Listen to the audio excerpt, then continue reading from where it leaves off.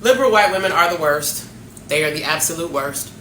Today, after I finished my day job, I went to go clean a house for this woman. I had never cleaned for this woman before, and I knew that she was going to try to talk to me because she was very friendly. And let me set this up for y'all. You know, when I come in, I'm in my uniform, and so we're talking about my day job at Chick-fil-A, you know, and everybody likes to tell me how they like the food, which is great food, and I don't mind.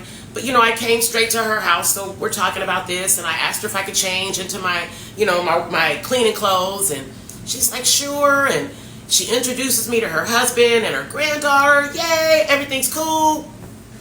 But then they left, and she just wants to start talking, and I knew Kamala was going to come up because we're alone. I'm a black woman. This is Austin, Texas. I knew it, and she did not fail to deliver. Sure enough, she smiled at me and said, aren't you excited about Kamala? No, I'm not. And I tried my best not to roll my neck too much and frown up and look like I was smelling onions, but it was really hard. And I'm not sure I succeeded. Actually, I know I didn't. Because I told her that not only did I not support Kamala, that the Democrats are the party that started the Klan. She tried to argue with me that the parties switched. And I've heard this goofy argument many times from many other liberals and Democrats that the parties have switched. When? Because after they got rid of Lincoln, the Democrats took control and Jim Crow went into effect. That is history. They got rid of Lincoln.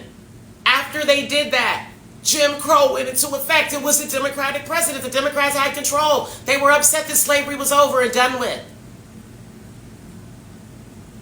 So when did this party switch? Where was the switch? Because Jim Crow went on. I went to history.com to look up when did Jim Crow end, and Jim Crow laws essentially ended, according to history.com,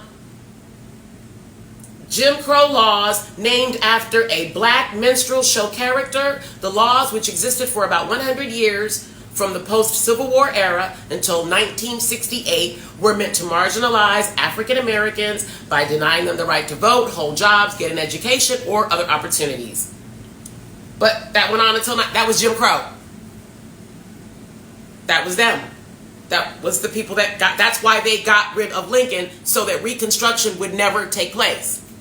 Anyway, there was no switch of the parties is my point, and I'm tired of everybody trying to alter history. That this is the truth. The truth is the Klan was founded because they didn't want Reconstruction to take place. The Jim Crow laws were all them. Anyway, I digress. That woman then proceeded to tell me that from an educational standpoint, she just thought that the Democrats were so great.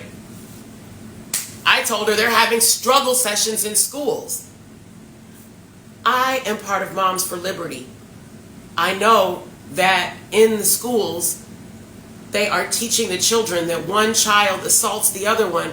We need to now sit down and we need to talk. Those two people, the assaulter and the assaultee, need to sit down and then have a conversation about what did one do to provoke the other one to attack them.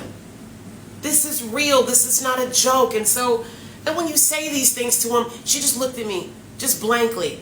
I said, and men beating up women, I'm supposed to get on board with that? I mean, there's so many things. And she was just looking at me blankly. She had nothing to say. I had to be quiet because, again, I'm in her house. But I'm just like, you know, if you can say to me that you think that I support her, then I get to say whatever I want at this point. I mean, what? Because your husband is white, do I get to say, I don't know, I thought he was a Trump supporter, he's white? I'm so sick and tired of the assumption from white, especially liberal women. Whenever they get alone, they always want to try to talk like, you know, aren't we buddies? Aren't we on the same side? You know, me and you, girl, we both like Kamala. No, bitch, we don't. We don't. I said I was going to be calm when I tried to make this video, and I guess this is about as calm as it gets, because it just makes my blood boil that they get to assume that they know anything about me. Oh, I even asked her about the rally that Harris had in Atlanta. I said, do you know about that? And she was excited. Yeah. I said, do you know anything about Megan Thee Stallion's lyrics? Do any of those lyrics you think are appropriate for a political convention of any sort? She said, I don't know about her lyrics. I don't even know what to say. I was fuming. All I know is today I was glad that I could be cleaning so I could be getting out my anger, sweeping the floor real hard, because I was just done. After listening to her and talking to her, I just thought, and these are the motherfuckers we got voting.